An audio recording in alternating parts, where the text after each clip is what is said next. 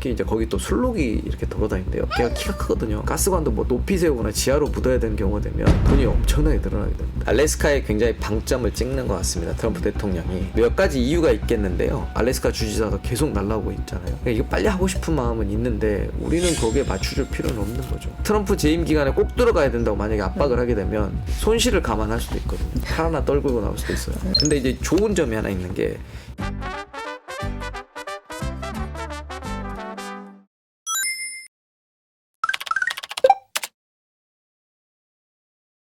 그 한미 정상회담 결과 네. 좀 어떻게 보셨는지, 좀 전반적으로 어떤 인상을 받으셨는지 좀 여쭙고 싶습니다. 네, 전 굉장히 좋게 봤고요. 네. 준비를 많이 하셨구나 이렇게 생각을 했어요. 특히 그 피스메이커하고 페이스메이커 이야기하실 때 합이 너무 잘 맞고 라임까지 딱 맞춰가지고 아 이거는 준비하고 가신 거다 이런 생각이 들었고 트럼프 대통령을 이렇게 축혀 세워주면서 협의를 이끌어내는 모습이 되게 많이 준비를 하셨다는 거에 참 좀 좋은 방향으로 봤습니다. 그리고 트럼프 대통령이 굉장히 트리키한 사람인데 그날은 굉장히 이렇게 우호적이고 네. 협력적인 자세로 나오더라고요. 그 이후에 이어진 이 비즈니스 라운드 테이블이라던가 또는 MOU 체결 과정에 있어서 우리가 뭐 조선이나 그다음에 방산 그리고 에너지 분야, 특히 원자력과 LNG 그리고 핵심 광물 분야에 합의하는 걸 보고 많은 협력 관계를 이룰 수 있겠다. 회담 전에는 갑자기 SNS에 막 특이한 글도 올리고 해서 굉장히 놀래켰는데 그게 좀 전략인 것 같기도 해요. 맞습니다. 트럼프가 협상의 기술이라는 책을 쓴 적이 있습니다. 그 책 내용에 보면 내가 100을 얻고 싶다. 그러면 마이너스로부터 출발합니다. 그러니까 내가 100을 얻기 위해서는 아주 무리한 주장부터 시작해서 협상을 이끌어 나가고 내 주도적으로 이 딜을 만들기 위해서 원래 그런 전략을 쓰는 걸로 잘 알려져 있고요. 일단 한번 던져보고 아님 말고식으로 나오는 게 굉장히 많더라고요. 트럼프 대통령 입장에서 보면 협상을 좀 더 주도적이고 긍정적이고 자기한테 유리하게 이끌기 위해서 그런 뭐 한번 던져본 게 아닌가 싶습니다. 근데 그런데도 불구하고 우리나라 기업들과 우리나라 대통령께서 가셔서 그 부분에 대한 오해를 풀고 상당히 잘 대처했다. 트럼프 대통령이 또 LNG 개발 관련해서 발언을 했어요. 네. 알래스카 개발에 한국이 참여할 것이다. 알래스카는 아직 저희가 뭐 구체적인 안을 서로 간에 얘기한 건 아니라고 알고 있는데요. 알래스카에 굉장히 방점을 찍는 것 같습니다. 트럼프 대통령이. 몇 가지 이유가 있겠는데요. 알래스카는 전통적인 공화당 지지 세력 지역입니다. 특히 트럼프를 계속 연속으로 찍은 그런 지역이거든요. 그래서 이제 이 지지 세력에 뭔가를 좀 줘야 되는 부분이 있고 네.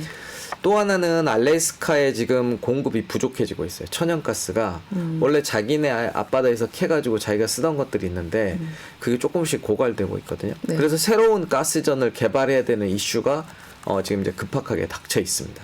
그래서 가스전을 개발하는데 이게 지금 굉장히 돈이 많이 들거든요. 시추를 하고 그 가스전을 알래스카에만 쓰자고 하니 돈도 많이 드는데 이 기회에 차라리 수출까지 연결을 시켜서 동북아 지역, 특히 일본, 한국, 대만, 뭐 중국까지를 포함해서 이 지역의 수출 기지화 할 수만 있다면 미국 기업들한테 좋고 알래스카 지역의 지지도 더 확고하게 할 수 있고 그쪽 산업을 일으킬 수 있겠다. 이런 이제 포석이 깔려 있다고 보이거든요.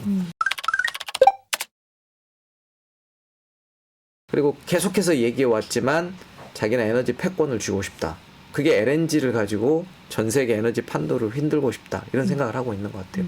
그래서 알래스카를 굉장히 강조하고 있고 특히나 우리나라 기업들의 참여를 요구하고 있는데 이제 유럽이 러시아산 천연가스, 특히 이제 천연가스를 살 수가 없죠. 러시아산은 이렇게 파이프라인으로 들어오거든요. 네. 쭉 연결이 돼 있어요. 근데 그러니까 굉장히 싸죠. 시추전 가스 전부터 뭐 유럽 서유럽까지 이렇게 쭉 가스 관으로 들어오기 때문에 싼데 이제는 관이 안 들어오죠. 그러니까 LNG로 받아야 돼요. 액화 천연가스로 배로 들어오는 천연가스를 받아야 되기 때문에 그 부분의 물량을 미국이 다 공급하겠다라는 네. 거죠. 뭐 작년에도 그랬지만 거의 자기 수출 물량의 50%는 전부 유럽으로 보냈고요. 네. 유럽도 거의 자기 수입 물량의 반은 다 미국에서 받고 있는 상황이기 때문에 미국이 앞으로 LNG를 통하여 굉장히 부가가치를 창출한다라는 네. 것은 뭐 확고한 의지가 있는 것 같습니다. 이거는 뭐 아마 트럼프 정부가 끝나도 다음 정부가 돼도 이 정책은 이어질 겁니다. 근데 사실 알래스카에 뭔가 천연자원이 많이 묻혀 있을 것이다라고 하는 거는 사람들이 다 알지만 그럼에도 불구하고 본격적인 개발이 이루어지지 않았던 거는 사실 경제성 때문인 거잖아요. 그렇죠. 그러니까 이게 좀 아주 극단적으로 얘기하자면 일단 한국 돈으로 파보고 아무것도 안 나오거나 경제성이 있을 만큼 나오지 않으면 우리 돈 쓴 거 아니니까 약간 이런 모양새가 될까봐 지금 걱정을 하는 거 아닙니까? 알래스카에 가스가 묻혀 있을 가능성은 굉장히 높은데 그러면 왜 미국 기업이 하지? 네. 왜 우리한테 자기가 돈 많이 벌 것 같으면 자기네가 하지? 우리한테 왔을까? 당연히 그런 의구심을 가질 수밖에 없고 네. 그런 포석이 깔려 있다고 보입니다. 알래스카는 개발하기 굉장히 어렵습니다. 기후 조건이 이제 열악하고요. 특히나 지금 이제 가스전은 알래스카 북쪽에 있어요. 거기서부터 이제 그 가스전이 있는 곳들은 다 얼어버립니다. 한 1년에 2달 정도 배가 들어갈 수 있을까 말까요. 근데 이제 이 동북아 지역에 수출을 하려면 배로 들어가는 LNG, 액화천연가스로 바꿔야 되기 때문에 항구가 부동항으로 연결이 돼요. 그래서 이제 1300km 정도의 파이프라인을 남쪽으로 쭉 깔아가지고 이제 남쪽 지역에다가 거기다가 LNG 기지를 만들어 놓고 거기서 수출을 해야 되거든요. 그러니까 이제 기본적으로는 재원 조달의 문제와 비용의 문제가 상당히 심각합니다. 그러니까 경제성이 나올지 안 나올지 아주 정확한 데이터는 없어요. 2012년도쯤에 보고서를 낸 게 있는데 그때 보면 MMBTU라고 열량 단가당 12불이었거든요. 12점 얼마였어요. 근데 그때 당시 기준으로 봐도 비쌌고 지금 보면 그거보단 물가 상승률을 계산했을 때 저희가 요즘에 싼 LNG가 굉장히 많아서 네. 그 가격이 만약에 아직도 유지된다고 하면 조금은 고가일 가능성이 높습니다. 그리고 또 하나는 기후 조건이 나쁘기 때문에 공기가 연장될 가능성이 높아요. 그럼 공사비가 또 늘어나겠죠. 생각보다 공사가 쉽지 않을 것이고. 세 번째는 기후단체들이 굉장히 반발이 심합니다. 그리고 지역 주민들도 보상도 해야 되겠고, 그거를 이제 맞추는 게 생각보다 쉽지는 않거든요. 네.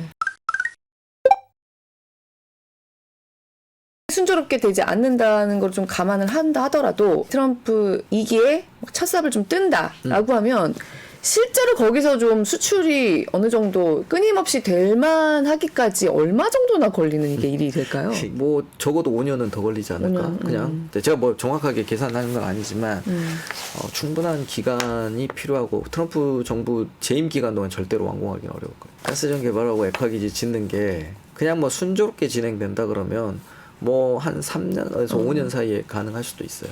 근데 보면 그렇게 순조롭게 진행되는 경우가 거의 없습니다. 네. 지금 보면 특히나 이제 알래스카의 기후 조건 때문에 공사할 수 있는 기간이 얼마 없어요. 너무 추워요. 제가 이제 갔다 오신 분한테 들어봤는데 안 가고 싶대요. 다시 네. 너무 춥다는 거. 네. 환경 보호를 위해서 특히 이제 거기 또 술록이 이렇게 돌아다닌대요. 걔가 키가 크거든요. 그래서 가스관도 뭐 높이 세우거나 지하로 묻어야 되는 경우가 되면 돈이 엄청나게 늘어나게 됩니다. 지금 송유관이 깔려 있긴 하니까 그 옆으로 까는 데까지는 괜찮아요. 키 큰 술록이 다니는데 방해가 되지 않게 묻거나 이렇게 높이 세우거나 그래야 되면 돈은 뭐 몇 배로 들겠네요. 그다음에 이제 더 중요한 건 이제 소송이 계속 붙어요.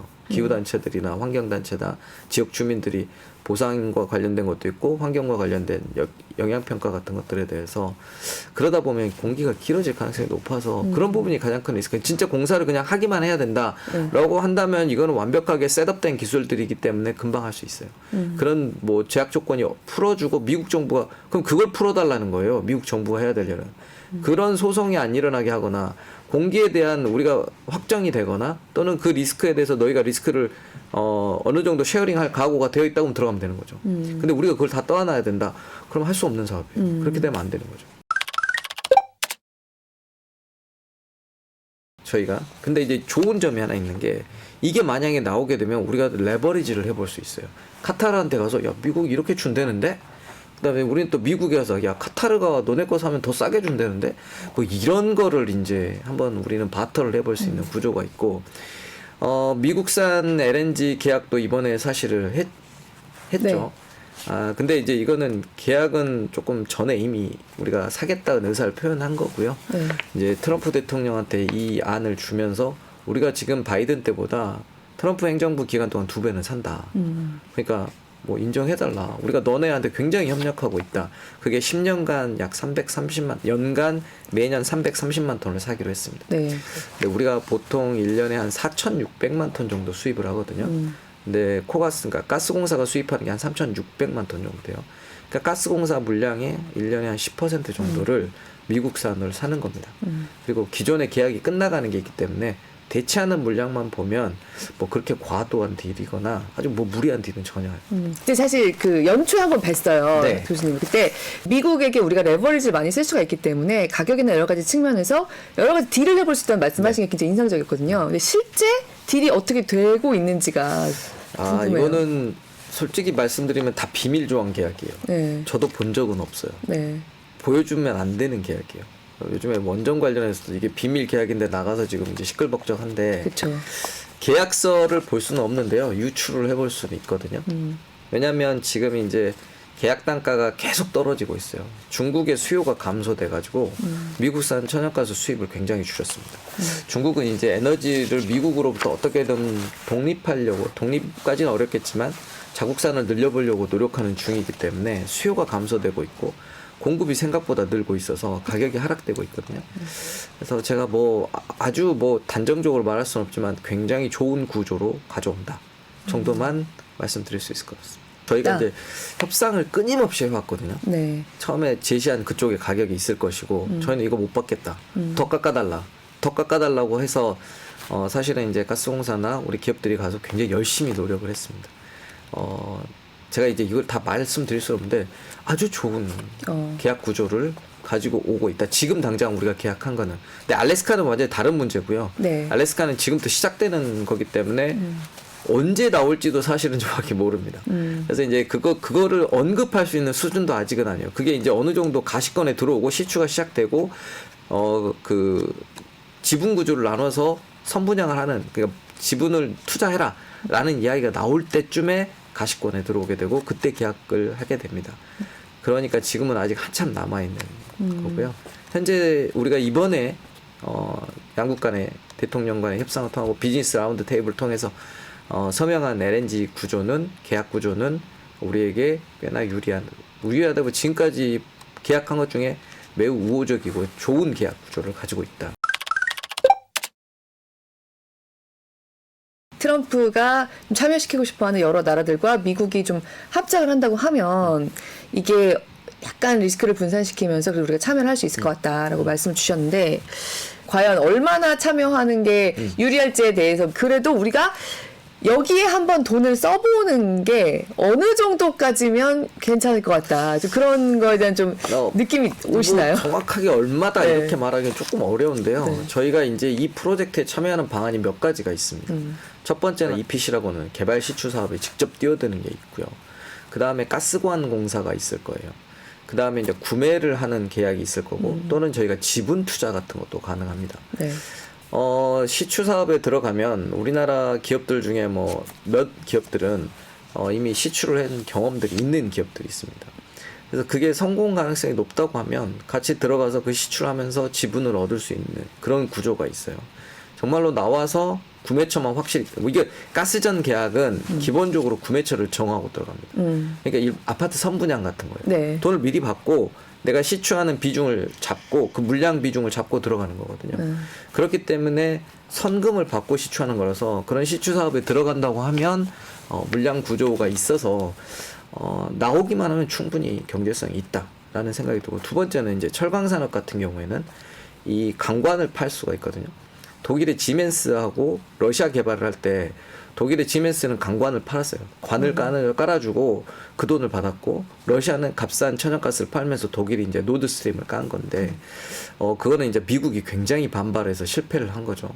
이미 또 그걸 깨져버렸어요. 네네. 누군가가 폭탄을 설치해서 TNT 500톤 해가지고 깨져버렸고. 근데 이거는 미국이 하는 사업이거든요. 근데 미국이 그 관관 사업에 결국 포스코가 우리 철강사가 참여할 수만 있다면 철강을 팔아서 돈은 벌 수 있을 것 같고요. 또 하나는 LNG 선박 같은 경우를 이제 발주해서 우리나라 조선업에 도움을 줄 수도 있는 방법이 있고요. 세 번째는 구매 계약을 얼마나 잘하느냐가 있습니다. 우리가 이제 아무런 사업도 안 하고 가스가 나왔을 때 우리는 사기만 할 거야. 요게 이제 제일 좀 좋은 계약이긴 하죠. 네, 네. 안 들어갈 거야 나는. 네 리스크는 너가 다 해 사업은. 근데 내가 잘 나왔네 그럼 내가 사러 갈게. 근데 그때 가서 구매 계약을 하겠다. 뭐 이런 걸 할 수도 있거든요. 근데 구매 계약도 이제 몇 가지 조항이 있는데 카타르 같은 나라들과 우리 계약을 하게 되면 가격이 조금 싸지만 도착지 제한이라는 게 있어요. 그건 들어오면 한국에 들어오면 그 나라 밖으로 못 나갑니다. 재판매가 불가능해요. 그러니까 우리가 다 써야 돼요. 리스크를 네네. 우리가 감당하는 거죠. 구매 계약을 했을 때. 근데 이제 미국 거는 그런 계약 조건이 없어요. 불공정 계약 조건이 없어요. 그러니까 우리가 대파할 수 있어요. 약간 비쌀 수도 있지만 프리미엄을 주고라도 사오면 우리가 남아 돈다. 그럴 때 팔 수도 있는 그런 가능성이 있어요. 미국이 그런 조건을 새로 걸 가능성은 없을까요? 그럴 가능성은 지금은 별로 없는 게 이미 계약 구조들이 이 중동산과 가격 차이가 조금 있기 때문에 그런 걸 미국 게 더 깎아주는 비싸기 형태. 때문에. 그렇죠. 사실 트럼프 대통령이 벌써 내년이면 절반 가지 않습니까? 그쵸. 정말 투입만 하다가 흐지부지 될 수 있을 그게 걱정이 되는 걱정이죠. 거잖아요. 네, 네. 맞습니다. 그래서 조심스럽게 가야 된다고 말씀드리는 거예요. 이게 뭐 긍정적인 사인만 있는 것도 아니고 부정적인 사인만 있는 것도 아니에요. 트럼프 일기 때도 알래스카 들어오라고 정말 굉장히 우리한테 요구를 많이 했습니다. 네. 근데 결국 그때 시간 끌고 뭐 이렇게 하다가 지나갔거든요. 재선이 안 됐기 때문에.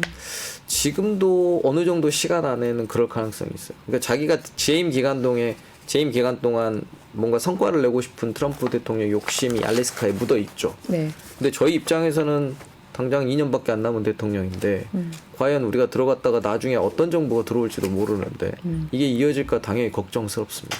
그러니까 저는 약간 이번 정부 안에 만약에 트럼프 재임 기간 안에 시작을 해야 된다고 치면 한다고 만약에 가정을 해보면 정말로 면밀하게 따져봐야 돼요. 안 그러면 시간을 끌어야 돼요. 뭐 그들도 알고 있었고 미국도 알고 있어서 알래스카 주지사가 계속 날라오고 있잖아요. 그러니까 이거 빨리 하고 싶은 마음은 있는데 우리는 거기에 맞춰줄 필요는 없는 거죠. 그렇기 때문에 이 부분에 대해서 지금 당장 뭐 한다 만다 이런 말을 우리는 할 필요가 없는 거고요. 저들이 협상의 기술을 쓴다면 우리도 협상의 기술을 써야 되고 시간을 좀 벌 필요가 있고 정말로 경제성이 있다라는 어떤 데이터들이 가시권에 들어오게 되면 그때 선언을 해도 저희는 늦지 않는다고. 일본이나 대만도 저는 비슷하다고 생각하거든요. 일단 잘 보여야 되기 때문에 하겠다고 일단 선언은 해놓고 네. 시간을 끄는 거죠. 만약에 트럼프 재임 기간에 꼭 들어가야 된다고 만약에 압박을 하게 되면 이제 들어갈 수밖에 없는 상황이 됐을 때는 손실을 감안할 수도 있거든요. 네. 그렇게 되면 이제 뭐 저희가 뭐 팔목 하나 떨구고 나올 수도 있기 때문에 팔 하나 떨구고 나올 수도 있어요. 네. 그런 가능성이 없도록 만들기 위해서 조심스럽게 트럼프의 의도대로는 다 움직여줄 필요는 없고 저희 실리를 찾아야 되고 정말로 이거는 저희가 이제 굉장히 시추 개발 사업이라는 게 금방 이제 조금 있으면 가시권에 들어와요. 나올지 안 나올지가 매장량이 금방 나올 것이고 매장량이 있는 거는 거의 확실한데 개발 사업에 대한 투자 리스크와 지금도 뭐 텍사스나 이런 데도 개발 사업을 더 하고 싶거나 해저나 뭐 이런 데서 하고 싶지만 생각보다 그렇게 잘 되고 있지 않아요. 그리고 만약에 물량이 너무 넘치게 나온다.